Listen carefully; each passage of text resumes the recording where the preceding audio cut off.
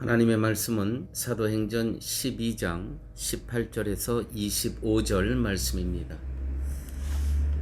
날이 새매 군사들은 베드로가 어떻게 되었는지 알지 못하여 적지 않게 소동하니 헤롯이 그를 찾아도 보지 못하매 파수꾼들을 신문하라 하고 죽이라 명하니라.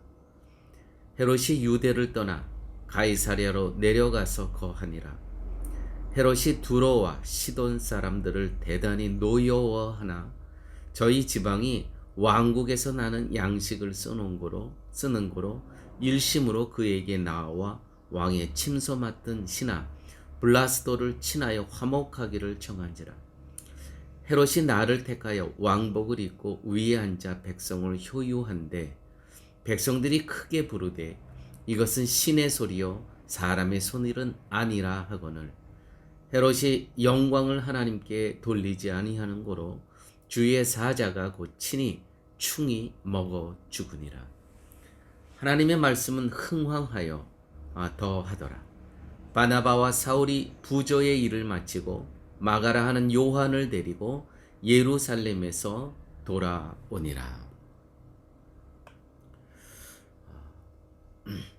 베드로가 성령의 인도하심 속에서 이제 감옥에서 나오게 됩니다. 그런 이후에 자기에게 있었던 모든 일들을 제자들에게 나누고 호련히 아침 안개처럼 사라져 버립니다. 베드로는 어떤 사람이었냐면 예수님이 십자가의 죽으심에 대해서 말씀하실 때 말린 사람이었습니다. 그 말린 이유는 예수님을 생각해서라기보다는 예수님을 모시고 살아가는 자신을 위함이었습니다. 이제 메시아로 오시는 그 예수님 곁에서 장관이라도 더 높은 지위에 앉기 위해서 죽으시면 안 된다는 이야기를 했던 사람이 바로 베드로였습니다. 이러한 베드로가 이렇게 놀라운 기적을 체험했으면서도 조용히 사라져버립니다. 이게 성령의 역사가 아니고는 불가능한 일입니다. 사람이 어떻게 이렇게 변할 수 있겠습니까? 그러므로 성령의 역사는 사람이 도저히 할 수 없는 일도 성령의 하나님께서는 이루어 가실 수 있는 겁니다. 자, 오늘 베드로와 매우 대조적인 모습으로 등장하는 헤롯을 같이 말씀을 통해서 헤롯에 대해서 알아가면서 이 두 사람을 우리가 보면서 성령의 역사하시는 사람과 세상에 물들어 있는 사람의 차이를 같이 한번 보도록 하겠습니다. 헤롯은 유대인의 왕으로서 아주 정치적인 사람입니다. 또 아주 포악한 사람입니다. 오늘 본문 18절 보면 날이 샜다는 것은 지금 베드로는 이제 이 아침에 사형을 당할 사람이죠. 목배임을 당할 사람인데 없어져 버린 겁니다. 군사들은 베드로가 어떻게 되었는지 알지 못하여 적지 않게 소동할 수밖에 없죠. 헤롯이 그를 찾아도, 그를이라는 건 베드로를 찾아도 보지 못하며 파수꾼들을 신분하고 죽이라 명하니라. 이 무슨 말입니까? 이 보쳐 섰던 이 군병들을 군법회의에 회부해서 다 사형시키라는 겁니다. 이렇게 아주 폭군이었습니다. 또 이 헤롯은 아주 정치적인 사람이었습니다. 12장 1절에서 3절 말씀에 그때 헤롯 왕이 손을 들어 교회 중 몇 사람을 해하려 하여 요한의 형제 야고보를 칼로 죽이니 유대인들이 이 일을 기뻐하는 것을 보고 베드로도 잡으려 할세. 야고보도 죽이고 이제 베드로도 죽이려고 하는 그와 같은 이유는 그 유대 사람들이 기뻐한다는 거예요. 이와 같이 하는 일들을 보면서 이 헤롯이라는 사람은 순전히 자신의 지위를 굳게 하고 유대인들에게 인기를 얻기 위해서만 살아가는 아주 정치적인 사람이었던 것입니다. 자, 오늘 보십시오.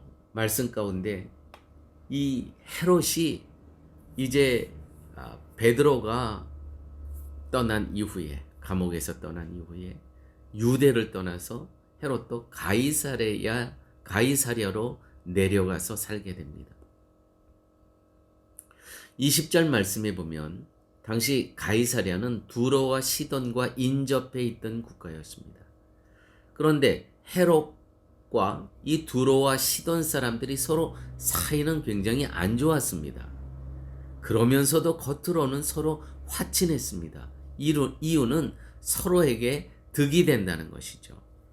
두로와 시돈은 이 지중해와 인접해 있는 아주 무역이 왕성했던 것이기 때문에 돈이 많이 돌았습니다. 그런데 식량은 자체적으로 조달할 수 없기 때문에 유대로부터 식량을 수입했던 것이죠. 그러니까 이 두로와 시돈 사람들도 이 유대 왕 헤롯의 비위를 건드릴 수 없었습니다. 또 헤롯은 또 이 사람들이 돈이 많은 사람들이니까 또 무시할 수도 없고, 그렇지만 관계는 좀 불편했었죠. 서로 겉으로만 친하게 지냈던 그러한 사람들이었습니다. 이 사람들이 살아가는 방식을 한번 보십시오. 어느 날 헤롯이 나를 택하여, 21절 22절 말씀입니다. 헤롯이 나를 택하여 왕복을 입고 위에 앉아 백성을 효유한대. 백성에게 이제 이야기를 하는 겁니다. 백성들이 크게 부르되 이것은 신의 소리요 사람의 소리가 아니라. 이것이 세상의 모습입니다. 아부하고 아첨하고 서로 눈치 보고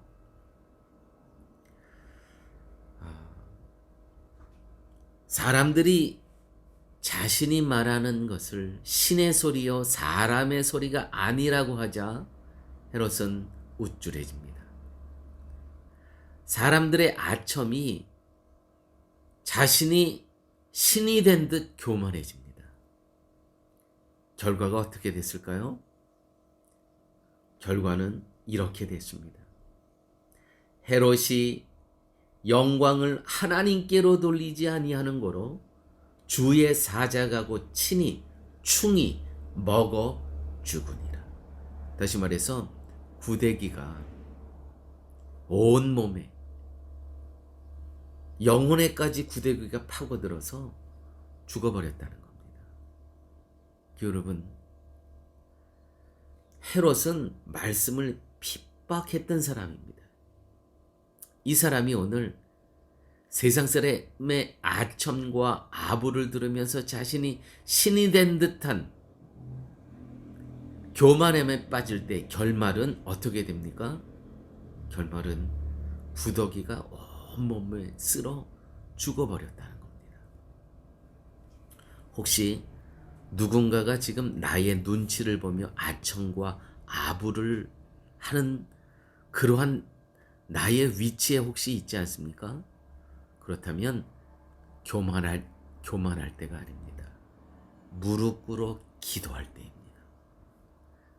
사람들이 나의 눈치를 보고 나에게 아부하고 아첨하는 것이 깨달아지는 순간 무릎 꿇어야 됩니다. 무릎 꿇지 않고 헤롯처럼 교만해질 때 우리의 온몸의 영혼에까지 구더기가 득실거리면서 결국 죽게 된다는, 내 영혼이 죽는 겁니다. 여러분, 이 말씀을 영적으로 이해하셔야 됩니다. 내가 지금 말씀에 붙잡고 살아가지 못하고 세상에 바쁘고 세상이 좋고 세상의 이 평안함이 너무 좋고 혹시 이렇게 살아가고 있습니까?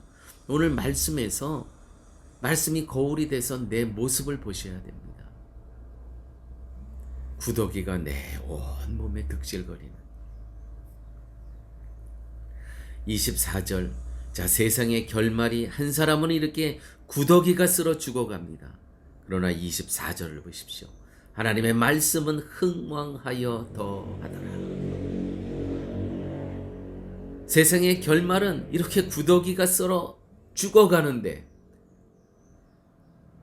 하나님의 말씀의 결말은 계속해서 흥왕하여 가더라. 흥왕하여 가더라. 자, 교회 여러분, 무엇을 더 부러워하셔야 되겠습니까? 세상을 부러워하시겠습니까? 아니면 하나님의 말씀을 부러워하셔야 되겠습니까? 그러므로 성도는 말씀을 사모하는 이 마음이 있어야 됩니다.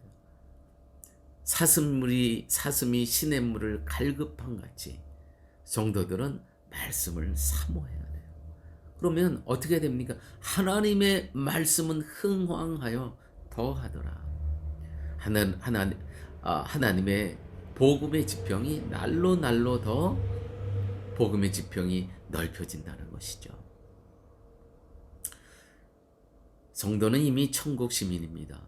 그러한 성도가 천국을 사모하며 살아가는 모습을 보여주기보다는 세상과 똑같이 세상의 눈치를 보면서 세상을 부러워하며 살아가는 것은 참으로 부끄러운 일이 아닐 수 없습니다.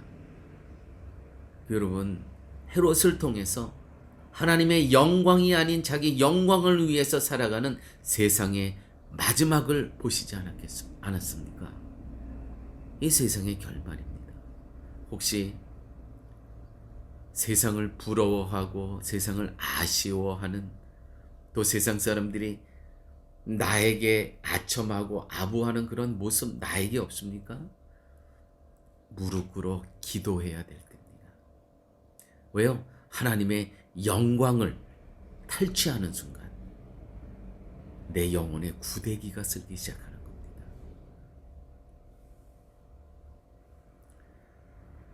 말씀이 흥왕하여 가더라. 이 말씀을 보시면서 하나님의 말씀으로 사는 것은 결코 헛된 일이 아니요 그것만이 우리를 살리는 기름을 기억하셔야 됩니다. 하나님의 말씀은 흥왕하여 더하더라.